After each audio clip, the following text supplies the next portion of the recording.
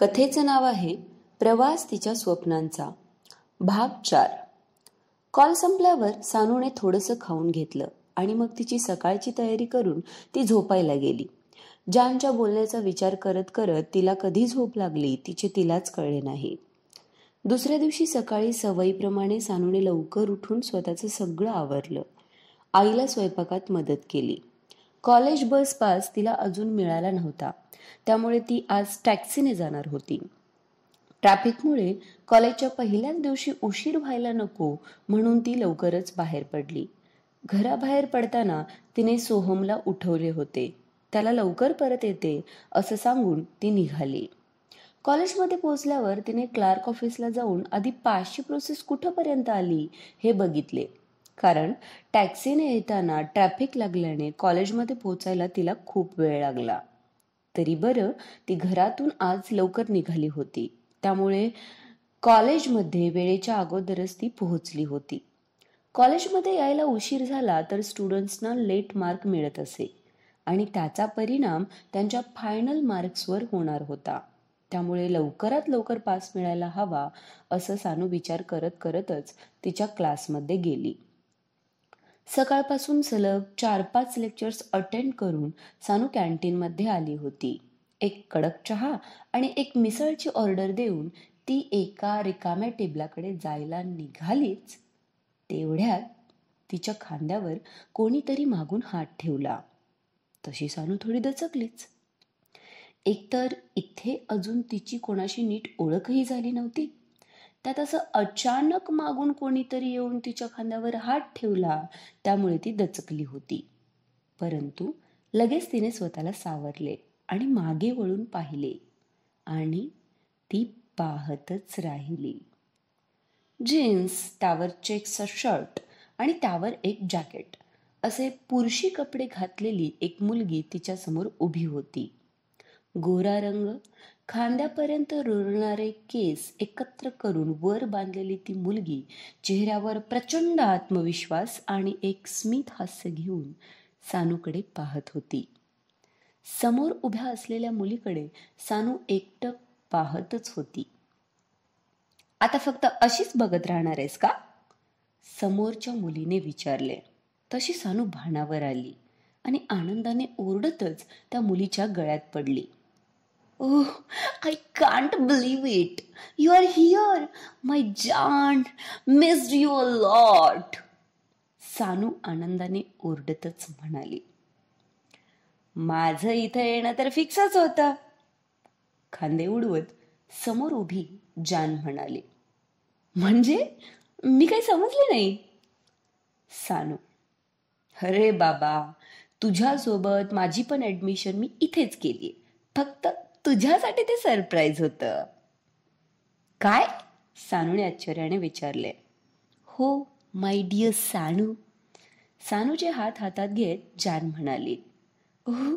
जान जान जान, तुला सांगू शकत नाहीये की मी किती खुश आहे. मला खरं तर इथे खूप एकटं वाटत होतं यार. सगळंच नवीन, अजून कोणाची ओळखही नाही नीट, त्यामुळे जरा अनकम्फर्टेबल वाटत होतं. सानू तिच्या गळ्यात पडत म्हणाली. आता मी आलीये ना, आपण दोघी मिळून मस्त एन्जॉय करू. काय म्हणतेस? जान तिला मिठीतून बाजूला करत म्हणाली. नक्कीच. चलो तो फिर हमारी दोस्ती के नाम पर एक एक मिसळ और एक एक चाय और हो जाए. सानू. नेकी और पूछ पूछ. थोड्याशा नाटकी आवाजात जान म्हणाली. तशी सानू खळखळून हसायला लागली. तिने जाऊन अजून एक चहा आणि मिसळची ऑर्डर दिली. सगळं घेऊन सानू जान बसलेली त्या टेबलवर गेली. दोघी मस्तपैकी गप्पा मारत एन्जॉय करत होत्या. जान, मला आता सगळं नीट सांग, तू इथे कशी ते? स्वानंदी खात खात विचारत होती. अरे बाबा, तू इथे येणार म्हटल्यावर मला थोडेच ते करमणार होतं, म्हणून मग बाबांकडून परमिशन घेतली नाशिकला शिकायची. आणि राहायचं म्हणतेस तर माझी मावशी आहे ना इथे, तिच्याकडेच राहते मी. तिच्या घरी तिचे मिस्टर, माझा मावस भाऊ असे तिघेच असतात, त्यामुळे मावशी म्हणाली माझ्याकडेच राहा. त्यामुळे आई बाबाही तयार झाले. जान म्हणाली. भारीच यार, बाकी काहीही असो, मी जाम खुश आहे. स्वानंदी आनंदाने म्हणाली. दोघी एन्जॉय करत हसत खेळत खात होत्या. सानू कॅन्टीनमध्ये आल्यापासून तो तिच्याकडेच लक्ष ठेवून होता. तिचं खळखळून हसणं, तिच्या अदा, हे सगळं बघून त्याची नजर सानूवरून हटतच नव्हती.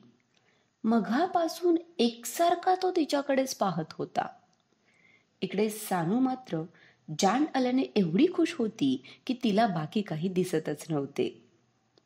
तर ही जान म्हणजे जान्हवी करमरकर, सानूची बेस्टी. स्वानंदी आणि जान्हवी शाळेत असल्यापासून फ्रेंड्स होत्या. त्या दोघी एकत्र आल्या की मग त्यांना बाकी कुणाचीही गरज पडत नव्हती. दोघीही हुशार होत्या आणि दंगा मस्ती करण्यात पटाईत सुद्धा. म्हणूनच सानू इथे जानला खूप मिस करत होती. आता तीही इथेच आहे म्हटल्यावर सानू खूप खुश होती.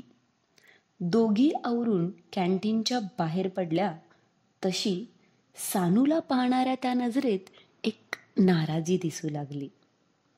टॉल आणि हँडसम, दिसायला गोरा पान, एखाद्या हिरोसारखाच जणू. एखाद्या खेळाडूला शोभेल अशी भारदस्त शरीर यष्टी. कॉलेजमधल्या कितीतरी मुली त्याच्यावर फिदा होत्या. त्याने निदान आपल्याशी मैत्री तरी करावी या हेतूने त्याच्याशी काहीतरी कारण काढून बोलायच्या. पण हा पठ्ठ्या ह्या सगळ्यापासून लांब असायचा. MBA लास्ट इयरचा स्टुडंट साहिल मनोहर खानविलकर. मनोहर आणि शिखा यांचा एकुलता एक मुलगा. MBA पूर्ण करून फॅमिली बिझनेस हातात घ्यायचा हेच त्याचं ध्येय होतं. अभ्यासात तर हुशार होताच तो. त्यासोबत ट्रेकिंग, फोटोग्राफी याची खूप आवड होती त्याला. स्पोर्ट्समध्येही असायचा तो. कॉलेजच्या बास्केटबॉल टीमचा कॅप्टन होता तो. कॉलेजची जर्सी घालून जेव्हा तो बास्केटबॉल ग्राउंडमध्ये उतरायचा तेव्हा तिथे मॅच बघणाऱ्या गर्दीत मुलींची संख्याच जास्त असायची. तर असा हा अख्ख्या कॉलेजचा हिरो असलेला साहिल मात्र आपल्याच विश्वात गुंग असायचा. मुलींपासून मात्र तो 4 हात लांबच असायचा. काय झालंय काय तुला साहिल? खालपासून बघतोय मी. काय त्या मुलीच्या मागे जातोयस? कोण आहे कोण ती? साहिलचा मित्र अभय त्याला वैतागत विचारत होता. स्वानंदी रघुनाथ धर्माधिकारी, BA लास्ट इयरची स्टुडंट आहे, सायकोलॉजी डिपार्टमेंटला. पत्ता Kalyan housing society, Mira road. घरात आई वडील आणि 10 वर्षाचा एक लहान भाऊ आहे. वडील बँकेत नोकरी करतात. आत्ताच इथे बदली होऊन आलेत. त्यामुळे तिने लास्ट इयरसाठी आपल्या कॉलेजला ऍडमिशन घेतले आहे. शिक्षण पूर्ण करून स्वतःच्या पायावर उभं राहायचं तिचं स्वप्न आहे. साहिल एका दमात सगळं काही बोलून गेला. साहिलचे बोलणे ऐकून अभयला तर धक्काच बसला. कारण 3-4 नावाला असलेल्या मैत्रिणी सोडल्या तर कॉलेजमधल्या एकीचं पण नाव साधं त्याला माहीत नव्हतं. आणि इथे स्वानंदीची पूर्ण कुंडली त्याला माहीत होती. वा, क्या बात है भाई. इथे कितीतरी मुली तुझ्या मागे लागून लागून थकल्या, पण तू कुणाकडे साधं नीट बघितलं पण नाहीस.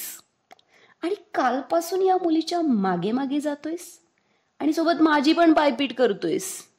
क्या सीन है बॉस. अभयने भोया उडवत त्याला विचारले. ए आब्या, शांत बस जरा आणि हळू बोल ना, ऐकेल इथे कोणीतरी. एकतर या मुली आधीच डोकं फिरवतात माझं. काहीतरी कारण काढून उगाच बोलायला येतात माझ्याशी, पण त्यांच्यावर ओरडता पण येत नाही मला.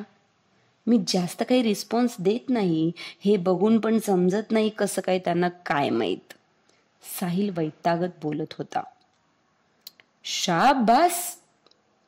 इथे आम्ही मुलींच्या मागे मागे फिरतो तर एक पण पटत नाही, आणि ज्या स्वतःहून बोलायला येतात ना त्यांना तुझ्यात इंटरेस्ट असतो म्हणून मला मस्का मारतात, आणि तू आपला त्यांना इग्नोर करतोस. अरे देवा, का का माझ्या आयुष्यात या साहिलला आणलेस? वर बघत नाटकी आवाजात अभय म्हणाला. ओय ओय नाटक कंपनी, बस करा आता. आणि आलोय ना मी तुझ्या आयुष्यात, तर आता आयुष्यभर झेलायचं आहेस तूच मला, समजलं ना? त्याच्या डोक्यात टपली मारत साहिल उठून कॅन्टीनच्या बाहेर जाऊ लागला.